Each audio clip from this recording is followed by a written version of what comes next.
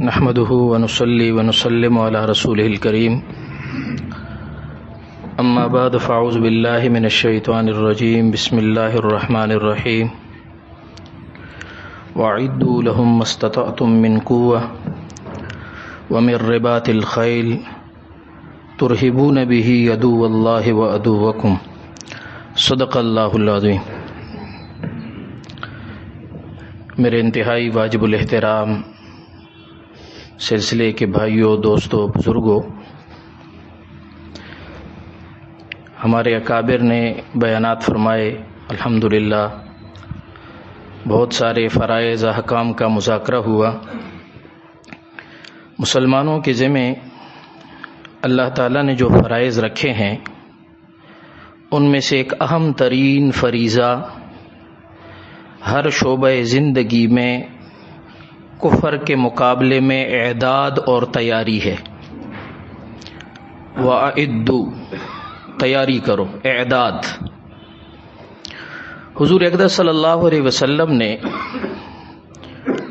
کفر کو اسلام کی دعوت دی، اور جو لوگ مقابلے میں آئے ان کے مقابلے میں افراد تیار کیے۔ تو سب سے پہلا مرحلہ اعداد کا ہوتا ہے کفر کے مقابلے میں ان کے ٹکر کی شخصیات تیار کرنا، اور ان کے مقابلے کی شخصیات تیار کرنا۔ سب سے پہلے افراد تیار کرنا، شخصیات تیار کرنا، اور کفر کے مقابلے کی ٹکر کے مقابلے کی شخصیات تیار کرنا۔ شخصیت کی تیاری، اس کے تین مرحلے ہیں، تین بنیادی ضرورتیں ہیں۔ ایک تو ذہنی اعداد ہے، اس کے لیے اسلام کا نظام تعلیم ہے۔ ایک قلبی اعداد ہے، تیاری ہے، اس کے لیے اسلام کا نظام تربیت ہے۔ اور ایک جسمانی اعداد ہے، اس کے لیے احادیث کے ابواب کھولیں، نظام اکل و شرب۔ حضور اقدس صلی اللہ علیہ وسلم نے کھانے پینے کا پورا ایک نظام بیان فرمایا ہے، کیا کھایا جائے، کتنا کھایا جائے، کتنی مقدار میں کھایا جائے، کب کھایا جائے، پورا ایک نظام ہے۔ کیوں جی؟ جسم کی تقویت کے لیے۔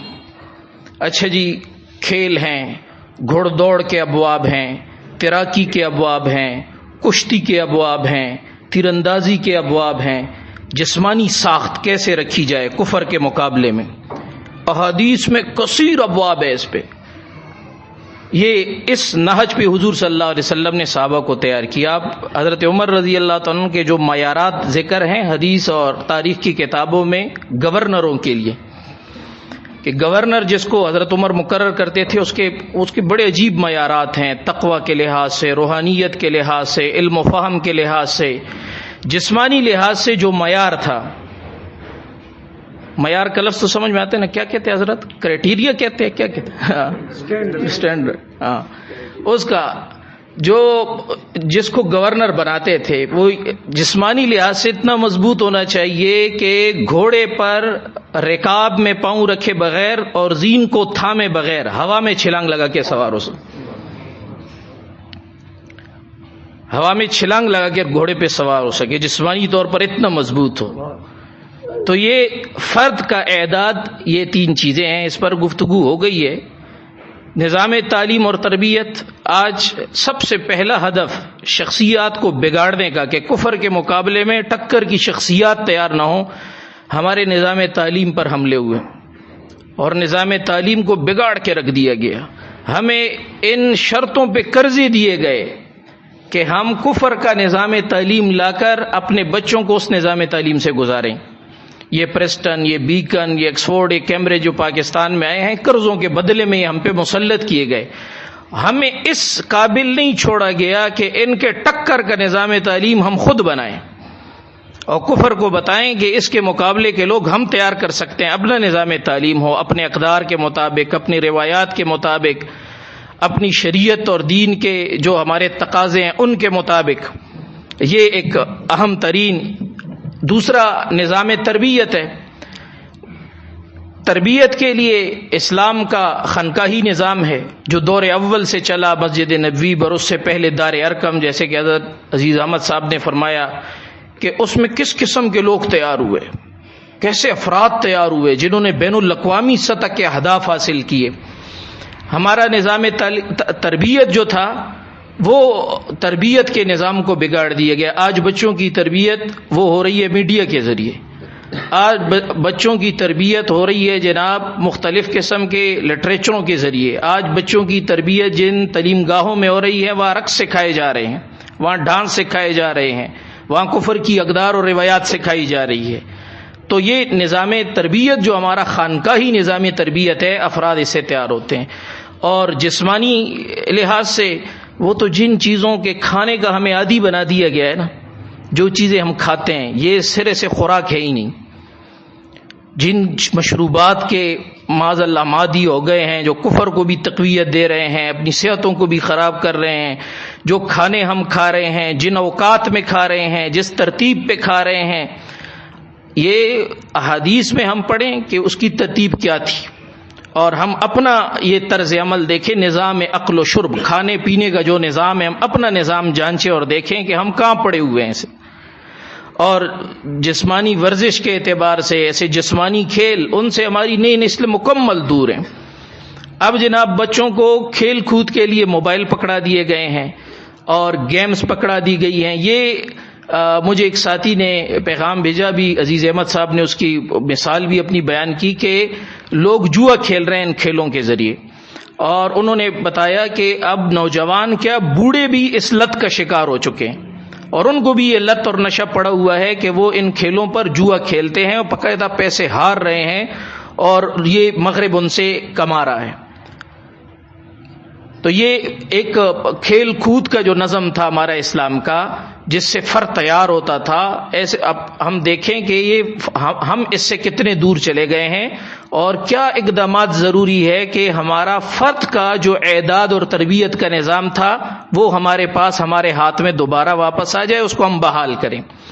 دوسری چیز ہے کہ معاشرے کی تیاری, کہ معاشرے پر دین کا رنگ غالب ہو, معاشرتی اعداد, اس کے لیے ادارے ہیں, مسجد. حضور اقدس صلی اللہ علیہ وسلم جب تشریف لے گئے مدینہ طیبہ, سب سے پہلے آپ نے مسجد تعمیر فرمائی. خانقاہ ہے, مدرسہ ہے, مکتب ہے, یہ ہمارے معاشرے کے تربیتی ادارے ہیں جن سے معاشرہ دین سیکھتا ہے, عمل سیکھتا ہے, دینی رنگ معاشرے پر جو ہے وہ چھاپ قائم ہوتی ہے. تیسری سطح پر کفر کے مقابلے میں جو اعداد ہے وہ ریاستی اعداد ہے, کہ اسلامی ریاست اس قابل ہو کہ وہ کفر کا مقابلہ کر سکے اور کسی بھی چیز میں وہ کفر کی محتاج نہ ہو. فقہائے کرام نے مسئلہ لکھا ہے کہ ہر ایسا شعبہ یا ہر ایسا عمل, ہر ایسا پیشہ جس کی مسلمان معاشرے کو, ملک کو, مسلمان افراد کو ضرورت پڑتی ہو, تو اس کا حصول مسلمانوں کے ذمہ فرض کفایہ ہوتا ہے. کفار کی طرف احتیاج ہوتا, محتاجی ہوتی ہو, حاجت مندی ہوتی ہو, کفار کی حاجت مندی کو ختم کرنا یہ حضور صلی اللہ علیہ وسلم کے ریاستی اعمال میں سے اہم ترین اور مقدم عمل تھا. آپ صلی اللہ علیہ وسلم نے دیکھیں جب مدینہ تشریف لے گئے, ہجرت ہو گئی, تو آپ صلی اللہ علیہ وسلم نے مسجد نبوی کے بعد جو دوسرا ضروری عمل فرمایا, آپ نے سروے کیا یہودیوں کی منڈیوں کا, اور بنو قینوقا میں گئے, وہاں کے بازار کو دیکھا, اور بنو قریظہ گئے, مختلف جتنی منڈیاں تھیں جہاں شام سے مال آتا تھا, مختلف ممالک سے مال آتا تھا, وہاں کا آپ نے دورہ کیا, اور صحابہ کرام سے آپ نے فرمایا کہ میں ان میں سے کسی منڈی کو آپ کے لیے مناسب نہیں سمجھتا. کیوں؟ آپ نے کیوں مناسب نہیں سمجھا؟ ارے تیار بازار ہے, چلا کاروبار ہے, چلے دکان ہیں, لوگوں کی آمد و رفت وہاں ہے, گاہک وہاں آ رہے ہیں, باہر کے گاہک وہاں آ رہے ہیں. ہم آج دکان کھولتے ہیں تو سب سے پہلے ہم محل وقوع, لوکیشن ڈھونڈتے ہیں کہ ایسی جگہ ہو جہاں کاروبار چلا ہوا ہو, گاہک کا رجحان ہو, تاکہ وہاں جناب ہم دکان کھولے, وہاں بیٹھیں. تو یہ چلی ہوئی منڈیاں, چلی ہوئے مارکیٹ, آپ صلی اللہ علیہ وسلم نے ان کو کیوں نظر انداز کیا؟ اس کی وجہ یہ تھی کہ اس میں غیروں پر انحصار تھا, اس میں یہودیوں پر انحصار تھا, ان میں ان طاقتوں پر انحصار تھا جنہوں نے یہ منڈیاں لوگوں کے استحصال کے لیے بنائی تھی, وہاں آڑتی بیٹھا ہوا تھا جو کہ کاشتکار کا مال لیتا تھا اور من مانے داموں سے جو ہے وہ فروخت کرتا تھا. وہاں وہ لوگ بیٹھے ہوئے تھے جو ملاوٹ کرتے تھے، وہاں لوگ وہ بیٹھے ہوئے تھے جو سودی کاروبار کرتے تھے. یہ منڈیاں جن میں یہ ساری قباحتیں تھیں، آپ نے مسلمانوں کے لیے آپ صلی اللہ علیہ وسلم نے مناسب نہیں سمجھی. یہ اعداد ہے، یہ تیاری ہے. آپ ریاست کو غیروں پر منحصر نہیں چھوڑیں گے. آپ اپنی مسلمانوں کی جماعت حکومت کو وہ غیروں کا محتاج نہیں چھوڑیں گے. حضور صلی اللہ علیہ وسلم نے سروے کیا اور ایک جگہ پسند فرمائی آپ نے کہ یہ جگہ مسلمانوں کی منڈی کے لیے مناسب. اس میں آپ نے کن کن چیزوں کا لحاظ رکھا؟ گاہک کا لحاظ آپ نے رکھا، کاشتکاروں کا لحاظ رکھا، صحابہ کی جو تاجر صحابہ تھے ان کا لحاظ رکھا کہ ان کی کتنی قریب ہے، گاہک یہاں آ سکتا ہے، اور جو ہے اس کا محل وقوع دیکھا، دکانیں کتنی بن سکتی ہیں. ساری باتوں کا جائزہ لینے کے بعد جب جگہ کی حصول کا مرحلہ آیا تو آپ صلی اللہ علیہ وسلم نے جن قوموں کی جگہ تھی ان میں سے بعض لوگ رضامند نہیں تھے، باقاعدہ ان سے مذاکرات کیے، ان کے پاس آپ تشریف لے گئے، ان کو سمجھایا، ان کو فوائد سمجھائے، ان کو اس کے ثمرات سمجھائے، یہودیوں پر انحصار ختم ہونے کے جو فائدے ملنے تھے وہ سارے بتائے. اس کے بعد وہ لوگ راضی ہوئے. آپ کے جو موجودہ اصطلاحات ہیں نا، وہ ان کی کونسلنگ کی، باقاعدہ ان کی ذہن سازی کی کہ یہ اس کے کیا مفاد ہو سکتے ہیں آگے جا کے آپ کے اپنے ملک و ملت کے لیے. حضور صلی اللہ علیہ وسلم نے وہاں حضرت عثمان کی تشکیل فرمائی، وہاں حضرت عبد الرحمن ابن عوف رضی اللہ عنہ کی تشکیل فرمائی. اور ہم نے اپنے حضرت سے سنا ہے کہ حضرت عبد الرحمن بن عوف رضی اللہ عنہ ایک درہم لے کر اس منڈی میں بیٹھے. اور پھر 10 سال بعد جب جنگ تبوک کا مرحلہ آیا ہے، جنگ تبوک کا مرحلہ، تو آپ نے ایک آج کی ریاست کا جتنا بجٹ ہوتا ہے اس بجٹ کے برابر اکیلے آپ نے اس جنگ کے لیے چندہ مہیا کیا ہے. یہ سارا مال اس منڈی سے کمایا ہے. کیوں؟ اس لیے کہ وہاں جو معاشی اقدار تھیں اس کے سامنے یہودیوں کی منڈیاں فیل ہو گئی، اور کچھ عرصے بعد یہودی ساہوکار وہاں سے اپنا بوریا بستر گول کر کے نکلنے پہ مجبور ہو گئے، کیونکہ اس تجارت کے سامنے ان کی تجارت کہاں ٹک سکتی تھی. ٹکر کے لوگ حضور صلی اللہ علیہ وسلم نے بٹھائے ہوں، ٹکر کے لوگ جنہوں نے یہودیوں کو معیشت میں نت ڈال دی، ایسی نت ڈالی کہ یہودی جناب بھاگنے پہ مجبور ہو گئے. تو یہ جو ہے اعداد اور تیاری. آج ہم اپنے اس میں دیکھیں، ڈالر کے ہم محتاج ہیں، اپنی چیز بیچتے ہیں واپس خریدتے ہیں، اپنا زر مبادلہ خرچ کر کے واپس خریدتے ہیں. ہم جناب جتنی قباحتیں جس سے مافیا جنم لیتا ہے، جس سے جناب معیشت کے اندر جو چور دروازے ہیں جو حضور صلی اللہ علیہ وسلم نے بند کیے اپنے مختصر بہت تفصیلی موضوع ہے، یہ مختصر آپ نے ارشادات کے ذریعے وہ سارے چور دروازے جو اس وقت کے معاشی نظاموں میں تھے اور آپ نے بند کیے، آج سارے سرمایہ دارانہ نظام نے کھول دیے ہیں وہ، اور اس وجہ سے ہمارا استحصال ہو رہا ہے، ہمارا زر مبادلہ تباہ ہو رہا ہے، ہماری محنت اور قوت تباہ ہو رہی ہے، اور اس پہ مزے یہ مترفین کر رہے ہیں. اطراف کسے کہتے ہیں؟ کہ اپنی آپ کی کوئی محنت نہیں ہے، غیر کے محنت پہ مزے اڑو.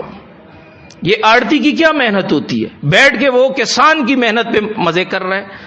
یہ جو بڑے بڑے کمیشن خور ہیں ان کی کیا محنتیں ہیں؟ کچھ محنت نہیں. یہ اپنے عہدوں کو استعمال کر کے مغربی مصنوعات لا رہے ہیں، کمیشن جناب وہ کھا رہے ہیں، کمیشن لے رہے ہیں. تو آپ صلی اللہ علیہ وسلم نے صحابہ کو معاشی میدان میں جو ہے وہ تیاری کروائی، اعداد اپنی منڈی بنا کے دی. تب صحابہ کرام نے یہودی معیشت کا ناطقہ بند کیا ہے. اسی طرح حضور اقدس صلی اللہ علیہ وسلم نے ریاستی سطح پر ایسے افراد کی جماعت تیار کی کہ جس وقت آپ صلی اللہ علیہ وسلم کے پردہ فرمانے کے بعد دور صدیقی میں یہ فیصلہ ہوا کہ اب روم اور فارس کو باقاعدہ چیلنج کرنا چاہیے، ان کی تحدی اور ان کے سرحدوں پہ جا کر ان کو اسلام کی دعوت دینی چاہیے. حضرت ابوبکر صدیق رضی اللہ عنہ نے ان کے لیے 4 لشکر تیار کیے. جو پہلا لشکر آپ نے روانہ فرمایا اس کے امیر آپ نے بنائے حضرت یزید بن ابی سفیان رضی اللہ عنہ، جو حضرت امیر معاویہ کے بڑے بھائی تھے، اور ان کا نائب بنایا حضرت امیر معاویہ رضی اللہ عنہ کو. دیکھیں یہاں حضرت ابوبکر صدیق رضی اللہ عنہ کا انتخاب دیکھیں نا، آپ نے یہ جرنیل بنو امیہ سے چنے، حضرت یزید بن ابی سفیان کو اور حضرت امیر معاویہ کو. جو پہلا آپ نے یہ روم اور فارس کے، کیوں؟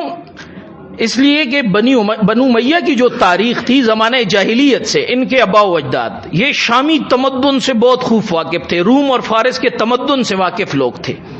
یہ وہاں تجارتیں تھیں، ان کی بڑی بڑی تجارتیں تھیں، قافلے جاتے تھے، ان قافلوں کی یہ قیادت کرتے تھے. اتنا اثر و رسوخ تھا بنو امیہ کا زمانہ جاہلیت میں کہ ہرقل روم براہ راست ان کے ساتھ میٹنگز کرتا تھا. حضور صلی اللہ علیہ وسلم کے بارے میں بھی جب ان کو معلومات کی ضرورت ہوئی تھی تو اس وقت بھی انہوں نے جس شخص کو بلا کے ان سے ساری پوچھ گچھ کی تھی اور معلومات لی تھی، تو آپ وہ حضرت جناب ابی سفیان رضی اللہ عنہ تھے، جو اس وقت اسلام نہیں لائے تھے. ان کو اپنے دربار میں، تو ان کی اتنی وہاں پر ان کا اثر و رسوخ تھا کہ زمانہ جاہلیت میں بھی ان کو ہرقل روم کے دربار تک ان کو رسائی حاصل تھی. تو آپ نے ان لوگوں کا انتخاب کیا جو ان کے مزاج کو سمجھتے تھے، ان کی نفسیات کو سمجھتے تھے اور ان کے ٹکر کے لوگ تھے. ان حضرات جس وقت حضرت یزید بن ابی سفیان رضی اللہ تعالیٰ عنہ طاعون امواس میں شہید ہو گئے تو حضرت عمر رضی اللہ عنہ کے سامنے، چونکہ شام فتح ہو گیا تھا، مصر فتح ہو گیا تھا اور یہ علاقے فتح ہو گئے تھے، تو ان کے پر چونکہ یہ روم کے سرحدات تھی، یہ سرحدی علاقے تھے، بڑے بڑے صوبے تھے، یہ فتح ہو گئے تھے اور بحر متوسط کے کنارے پہ تھے. بحر متوسط کی پوزیشن یہ ہے کہ جو طاقت بحر متوسط پہ قابض ہو، سمندر پر اس پر قابض ہو، تو وہ 3 براعظموں کو قابو رکھ سکتی ہے، کنٹرول رکھ سکتی ہے، یورپ کو، ایشیا کو، افریقہ کو. تو یہ حضرت عمر رضی اللہ عنہ کے سامنے یہ تھا کہ مستقبل میں ان 3 براعظموں میں دعوت اسلام کے پھیلاؤ کا راستہ یہی ہے کہ اس سمندر کو قابو کیا جائے. اب یہاں جو تمدن ہے وہاں پر ان لوگوں کے مطابق، کیونکہ جس علاقے کو آپ فتح کرتے ہیں ان لوگوں کی خاص ذہنی سطح ہوتی ہے، اس کے مطابق ان کو چلانا ہوتا ہے. ہر فتح کو چلانے کا اپنا ایک انداز ہے. ایک قبائلی ہے یا دیہاتی ہے، اس آدمی کو چلانے کا اپنا ایک طریقہ کار ہے.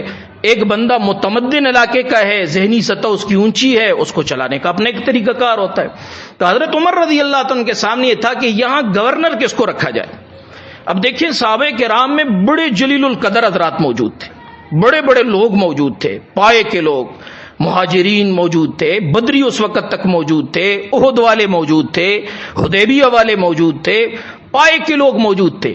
لیکن حضرت عمر رضی اللہ عنہ نے انتخاب حضرت امیر معاویہ کا کیا شام. کیوں؟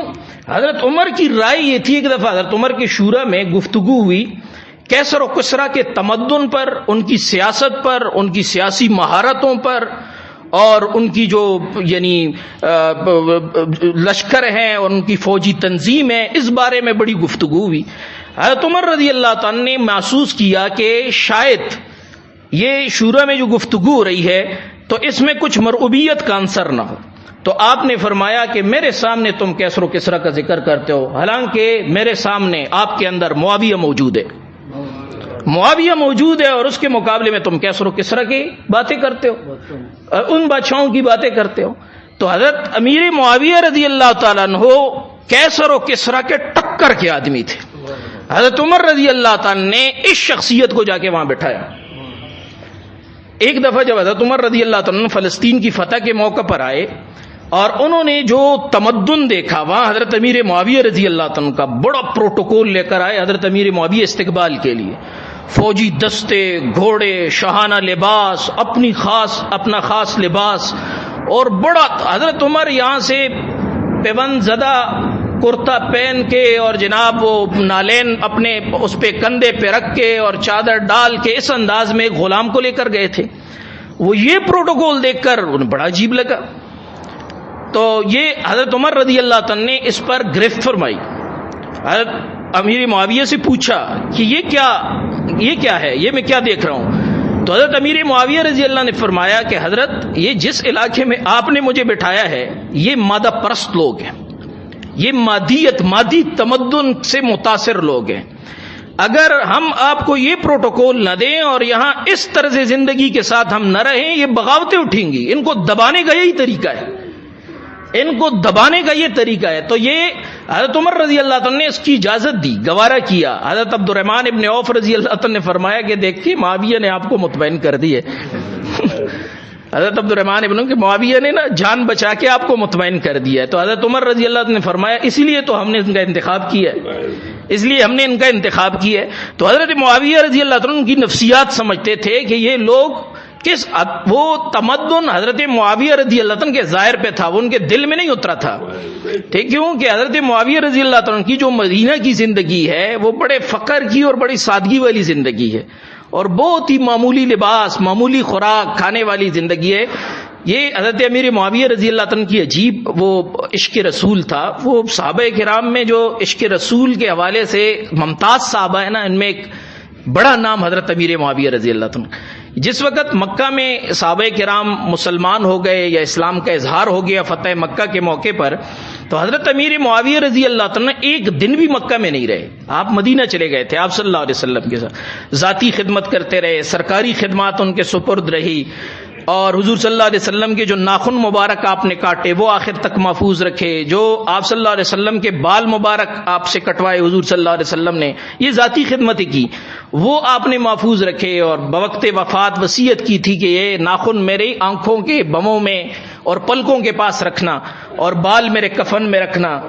اور جو حضرت کعب بن زہیر کو حضور صلی اللہ علیہ وسلم نے چادر دی تھی انعام میں قصیدے پر، تو وہ قصیدہ، وہ چادر حضرت کعب سے بڑی بھاری رقم دے کر انہوں نے خریدی تھی، حضرت امیر معاویہ نے اپنے کفن کے لیے رکھی تھی۔ اور جس وقت مدینہ تشریف لاتے تو حضرت اما عائشہ کے پاس پیغام بھیجتے کہ مجھے رسول اللہ صلی اللہ علیہ وسلم کا کرتا بھیج دیں، پھر وہ کرتا اپنے اوپر ڈال کے روتے رہتے، اور پھر جناب پانی منگواتے، اس پانی کے اندر نالین مبارک رکھتے اور پھر وہ پانی پیتے، حضرت امیر معاویہ رضی اللہ عنہ وہ پانی پیتے، تو جوتے مبارک اور آپ کے بال مبارک، اتنا عجیب و عجیب حضرت معاویہ رضی اللہ عنہ کا ایک عشق رسول تھا۔ تو یہ فقر اور زہد ان کا مدنی زندگی میں بڑا فقر اور زہد تھا، لیکن جو شام کی زندگی تھی تو چونکہ تشکیل جس چیز کے لیے ہوئی تھی وہاں انہوں نے جو ہے وہ اس سطح کا طرز زندگی اختیار کیا تاکہ اسلام کی شوکت ان مادہ پرستوں کے دلوں پر رہے، یہ اس نیت سے اور اس مقصد سے تھا۔ اچھا، حضرت امیر معاویہ رضی اللہ عنہ نے حضرت عمر فاروق رضی اللہ عنہ کے سامنے یہ پیش کیا کہ حضرت ہم نے روم کو دبایا ہوا ہے اور روم پر ہمارا روب تو ہے، لیکن ایک چیز میں کمزوری محسوس کرتا ہوں، وہ یہ ہے کہ رومیوں کے پاس بحری طاقت ہے، اور یہ اپنے بحری طاقت کے بل بوتے کسی وقت بھی ہمارے خلاف اٹھ سکتے ہیں، لہذا ہمیں اجازت دی جائے کہ ہم ان کے مقابلے کی بحری قوت تیار کریں۔ یہ جو اصل بات کرنی تھی وہ یہ عرض کرنی تھی کہ بحری طاقت ان کے مقابلے میں ہماری ہو۔ حضرت عمر فاروق رضی اللہ عنہ کا جو طرز حکومت ہے وہ تو بڑا شورائی تھا۔ حضرت عمر فاروق رضی اللہ عنہ کو کبھی سمندری سفر کا اتفاق نہیں ہوا تھا، تو انہوں نے حضرت امیر معاویہ سے فرمایا کہ اس پر تو مشورہ کریں گے، کیونکہ مجھے اتفاق نہیں ہوا سمندری سفر کا۔ جن جن صحابہ کرام نے سمندری سفر کیے ہیں ان سب کو جمع کریں اور ان سے مشورہ ہوگا۔ وہ سارے صحابہ جنہوں نے کبھی کوئی سمندری سفر کیا تھا سارے مدینہ میں طلب کیے گئے۔ حضرت امیر معاویہ بھی اپنے دلائل دیتے رہے، وہاں کی جو زمینی صورتحال تھی، رومیوں کی جو عسکری پالیسیاں تھیں، ان سے جو خطرات تھے، ان کے ٹکر اور مقابلے کے لیے جس اعداد کی ضرورت تھی، وہ ساری حضرت امیر معاویہ نے سامنے رکھی۔ جتنے صحابہ تھے انہوں نے سفری خطرات بیان کیے کہ اس میں جناب ڈوبنے کے خطرے ہوتے ہیں، چونکہ ہمارے جہاز ران نئے ہوں گے، ہمارے جہاز نئے ہوں گے، چلانے کا تجربہ کم ہوگا، یہ ساری باتیں خطرات حضرت عمر فاروق رضی اللہ عنہ کے سامنے انہوں نے رکھے۔ آخر میں حضرت عمر فاروق رضی اللہ عنہ نے فرمایا کہ جتنے مشورے آئے ہیں میں اس کو یہ سمجھتا ہوں کہ ابھی ہمیں یہ اقدام نہیں کرنا چاہیے، اور مجھے صحابہ کرام کی زندگی بڑی عزیز ہے، یہ نہ ہو کہ آپ لوگوں کو میں اجازت دوں آپ سمندری بیڑے جناب سمندروں میں اتار دیں اور صحابہ کرام کی جانوں کو کوئی بڑا نقصان ہو جائے، ہاں آپ یہ کریں کہ سمندر کی ساحلی نگرانی کے لیے قلعے بنا کے، چھاؤنیاں بنا کے سمندر کی نگرانیاں شروع کر دیں۔ یہ حضرت عمر رضی اللہ عنہ نے یہاں تک اجازت دی۔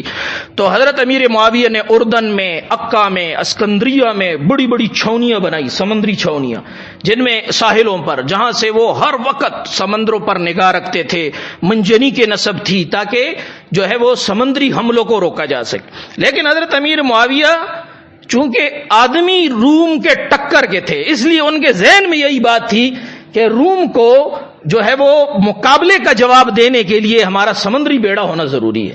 جب حضرت عثمان رضی اللہ عنہ کا حد آیا تو حضرت امیر معاویہ نے دوبارہ مرکز خط لکھا اور کہا کہ ہمیں سمندری بیڑے کی اجازت دی جائے، اور قبرص پر حملہ ہم کرنا چاہتے ہیں۔ کیوں کہ قبرص جو جزیرہ تھا، حضرت امیر معاویہ سمجھتے تھے کہ اگر یہاں ہم اتر جائیں اور اپنا اڈا بنا لیں تو ہم روم کو سمندر کے وسط میں دبوچیں گے، یعنی یہاں اگر ہمارا اڈا ہوگا تو ہم یہاں سے آگے حملے بھی کر سکیں گے، یہاں ہماری رصدگاہ بھی قائم ہو جائے گی، یہاں ہمارا جو ہے وہ جیسے کہتے ہیں، ہم تو رصدگاہ کہتے ہیں آج کل، ایمونیشن، جس طرح جو فوجی حضرات اپنا ایک وہ رکھتے ہیں، یہ سارے یہ بھی قائم ہو جائے گی۔ اور ایک وسط کے اندر، سمندر کے اندر، ایک جزیرے کے اندر جب ہمارا کنٹرول ہوگا، ہمیں یہ قابو آ جائے گا تو روم کو جناب سمندری سطح پر ہم دبوچ سکیں گے۔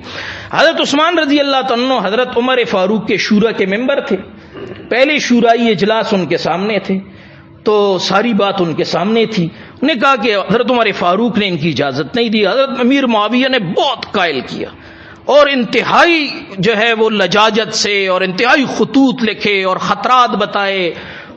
دراصل حضرت امیر معاویہ رضی اللہ عنہ کو جو اس کے اندر جو سیاسی دلچسپی تھی وہ تو اپنی جگہ، جو روحانی دلچسپی تھی وہ یہ تھی کہ حضور اقدس صلی اللہ علیہ وسلم نے سمندری بیڑے اور سمندری جہاد کے لیے دعا فرمائی تھی مغفرت کی، اور حضرت ام حرام رضی اللہ عنہ کی حدیث تھی جو وہ دمشق میں بیان کیا کرتی تھی، اور دمشق میں مقیم بھی اس لیے تھی کہ سمندری بیڑا اگر تیار ہوگا یہیں سے ہوگا، ساحل سمندر پہ یہی صوبہ ہے۔ حضرت عثمان رضی اللہ عنہ نے حضرت امیر معاویہ کے سامنے شرط رکھی، انہوں نے کہا میں اجازت دیتا ہوں قبرص، لیکن پہلی شرط یہ ہے کہ اس سمندری جہاد کی قیادت آپ خود کریں گے، آپ خود جائیں گے اس کے ساتھ، اگر ڈوبے تو امیر ساتھ ہو یہ نہیں کہ آپ دمشق میں بیٹھیں اور صحابہ کرام کو بھیج دیں، کیونکہ حضرت عمر فاروق کے سامنے رضی اللہ عنہ پہلا خطرہ یہی تھا کہ پہلا وہ ہے مہم ہے، پہلی مہم ہے، تو صحابہ کو کوئی خطرہ پیش نہ آ جائے۔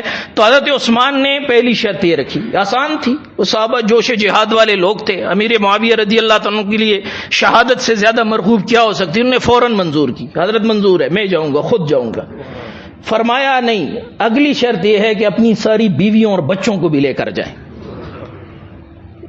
یہ اب یہاں اگر مقاصد محض سیاسی ہوں، بڑے سے بڑا جرنیل، بڑے سے بڑا گورنر، بڑے سے بڑا آدمی، وہ یہاں ڈگمگا جائے گا۔ یہ ساری بیویاں، سارے بچے، ان کو بھی جناب سمندر میں اپنے ساتھ ڈال دو۔ تو پہلا حضرت معاویہ نے بلا توقف اس کو بھی منظور کیا، حضرت یہ بھی منظور ہے اور اجازت چاہیے۔ اب تیسری شرط حضرت عثمان نے یہ لگائی کہ فوج پر جبر نہیں ہوگا، یہ مہم اختیاری ہوگی، جو صحابی جانا چاہتا ہے جائے، جو نہ جائے نہ جائے، آپ فوج کو مجبور نہیں کریں گے کہ ہر ایک نے ضروری جانا۔ اب یہ جو تین شرائط حضرت عثمان رضی اللہ عنہ نے لگائی، آپ حضرت عمر کے فیصلے کو اور حضرت عثمان کی اس شرائط کو ملا کر دیکھیں تو وہ جو خدشات و خطرات حضرت عمر رضی اللہ عنہ کے تھے، ان کا حل حضرت عثمان نے اس طرح نکال کر حضرت معاویہ کی یہ مہم، اس کی سرکاری منظوری دے دی۔